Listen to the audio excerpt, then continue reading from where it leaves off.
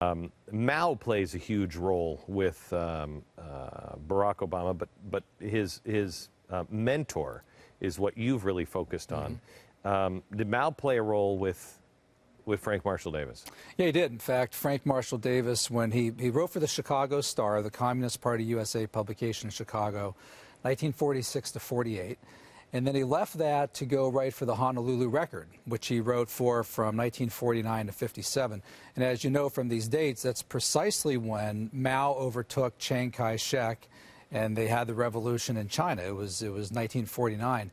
And Frank Marshall Davis was agitating throughout the late 1940s for the U.S. to abandon Chiang Kai-shek, to abandon the corrupt Chiang Kai-shek regime. And of course, you know, that was the policy of Communist Party USA. There was the policy of the Daily Worker, the position of Stalin and Molotov in the Kremlin. I mean, how did these guys get to do these things? I mean, you know, 1957, you're in the height of the Cold War. Right. This is when everybody is. How did he just kind of float out there? Yeah, I mean, he joined the party in World War II. And we know that because there's a letter that survives. It's the only evidence we have in writing where he admitted joining the party. He wrote it to a Kansas woman named Irma Wassel. And we estimate that it was probably 1943 that he would have joined the party. And, you know, at that point, I mean, that was after the signing of the Hitler-Stalin Pact, right, which was when most people who were in the American Party, not most of them, but a lot of them left because they were so appalled that their guy, Stalin, who they were, you know, hopelessly devoted to, yeah, that he would side up with Hitler. But here with Frank Marshall Davis, I mean, he was so devoted to Stalin's Soviet Union that he actually joined the party after the signing of the pact. And when he started the newspaper, because he wasn't a columnist, in case people don't know, this guy was in Dreams from My Father. Barack Obama writes about a guy named Frank 22 times. That's right. Is there anybody besides his mom or dad that he mentions more than Frank Marshall Davis? That's a good question. I'd have to do a count. It's possible Reverend Jeremiah Wright. Okay, so I mean, we're seeing the huge influence of this guy. That's right. That's right. How did he write for these communist papers? When he was in Chicago, he didn't just write. He wasn't a columnist. This was his paper, right? Yeah. And he came in using the same kind of things that we just saw with Richard Trumka saying, hey, we need a second Bill of Rights, and they take the founders and they twist them. That's right. Yeah, there's a chapter in the book called Frank and the Founders, which is really alarming. And I mean, you'll appreciate this. The American Communist Movement, a lot like the American Progressive Movement, would constantly invoke the American Founding Fathers. They would set themselves up as these new modern revolutionaries. And in fact, the kickoff article for the Chicago Star was written in July 1946, Frank Marshall Davis's kickoff editorial. Davis was the executive editor of the paper, which was basically the founding editor-in-chief. So he did that, and he was also a columnist. But he writes this kickoff article in July 1946. It debuts 2 days after the 4th of July, and it's called Those Radicals of '76. And Davis is setting himself up. He's quoting Thomas Jefferson and all these others as this modern inheritor of the revolution. You know, we're doing a new revolution. He uses the word change. I mean, this guy talked about fundamental transformational change. And some of Davis's biographers even say that one of the things that he instilled in Obama was this belief that change can happen. And they did it by invoking the founders, just as the progressive movement did, quoting Thomas Jefferson, quoting Madison. And one of the people that he shared the op-ed page with, Howard Fast, who was the Stalin Prize winner in 1952 or 1953, he wrote a book called Citizen Tom Paine, where he was invoking Tom Paine as sort of a new common sense. So they would do this all the time. And of course, you know, if they ever actually set up the Soviet America that they wanted to, I mean, the first thing that would have been rifled apart would have been the Bill of Rights. Okay, let me go through a couple of things. First of all, let me tell you that I am proud to be the publisher of this book, The Communist. I got this a year ago? About a year ago, the proposal. A year ago, yeah. And it wasn't finished, and read through, you know, some sections and some of the things that you were working on. And I read it in a weekend, and I thought, we have to publish this. I will tell you, and I think you felt the same way about writing it, I don't want to publish this book. The last thing I need is to be, oh yeah, and Glenn Beck's Mercury Inc. First book he publishes and in the serious mode is he's calling the president a communist. Yeah. Not calling the president. No, we're not. We're setting the record straight of who his mentor is, and you just real quick some background.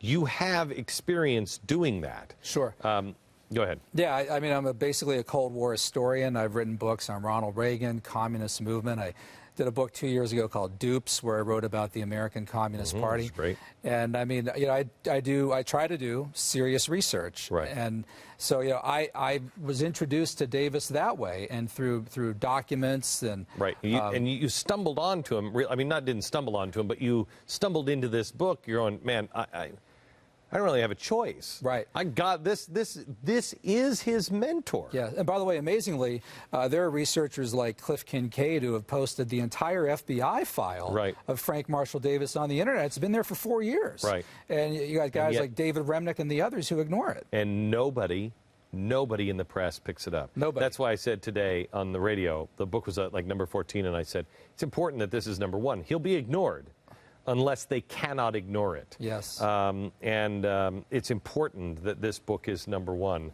Well, hopefully they'll have an open mind and actually read it and learn about... No, the press won't. No, the press probably won't. No, the press won't. Okay, let me talk to you a little bit about...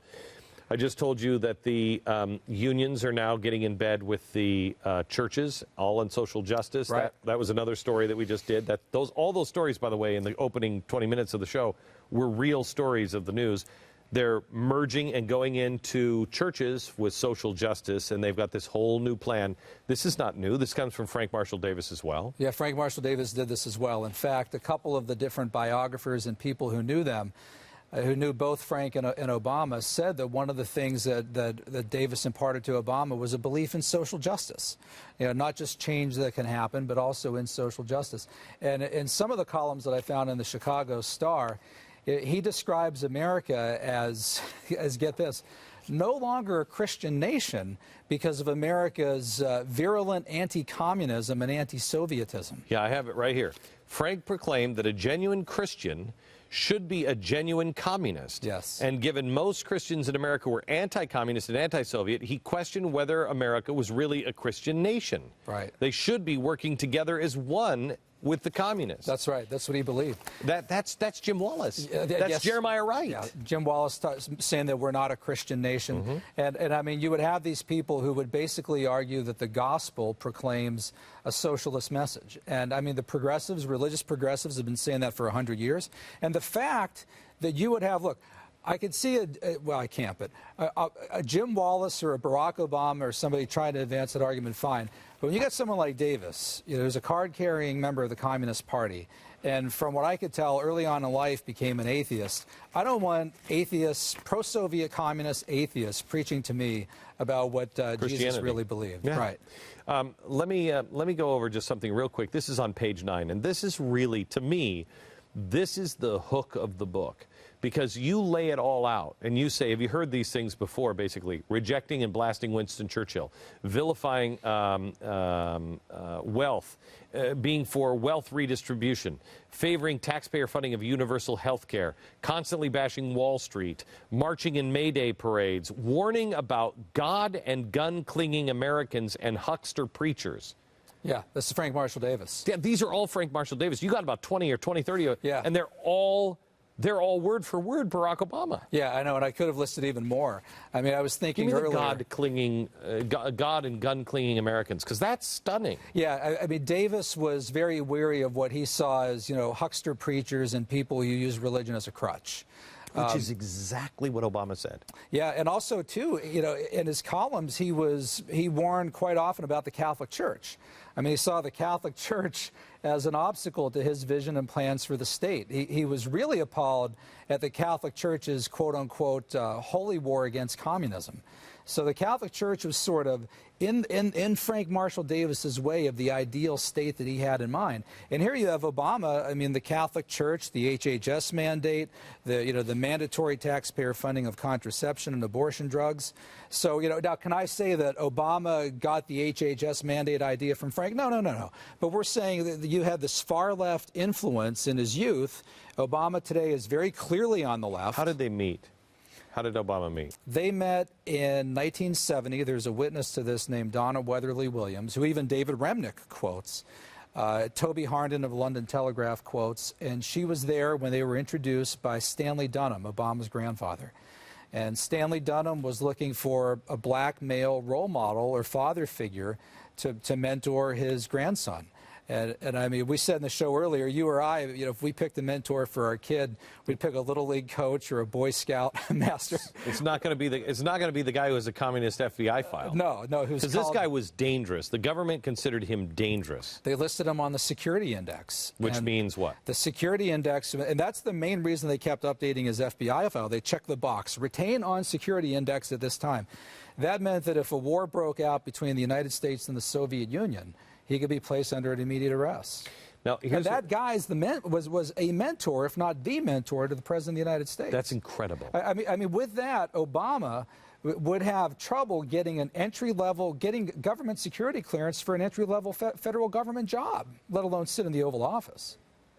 I mean, I have students who apply for federal government jobs, and the government investigators come in, do background check, ask me questions. Do you know if this student has ever done this or that? I mean, Obama with a mentor like that, not to mention people like Bill Ayers and Jeremiah Wright, I mean, he wouldn't be able to get a standard level government job.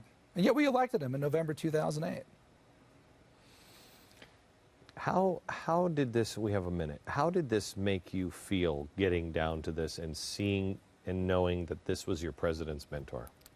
Well, at times I wanted to scream at the computer screen or whatever I was reading, and I did. And you know, one of the only things that kept me going was knowing the fact that we would publish this book and that the truth would eventually get out. And there can be nothing more frustrating than looking at this material and thinking that you're the only person in the world who's ever going to see it. Oh, I know. So you know that well. I know that well. So to get it out through GBTV and The Blaze and your radio show, places like this, is terrific. We want to thank Sean Hannity for taking the exclusive yesterday and launching this book, and thank him for his help on this. The book is called The Communist. It's available everywhere.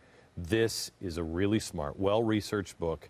Paul Kengor, grab it now. The Communist, available in bookstores everywhere from Mercury Inc. Thank you. Thank you.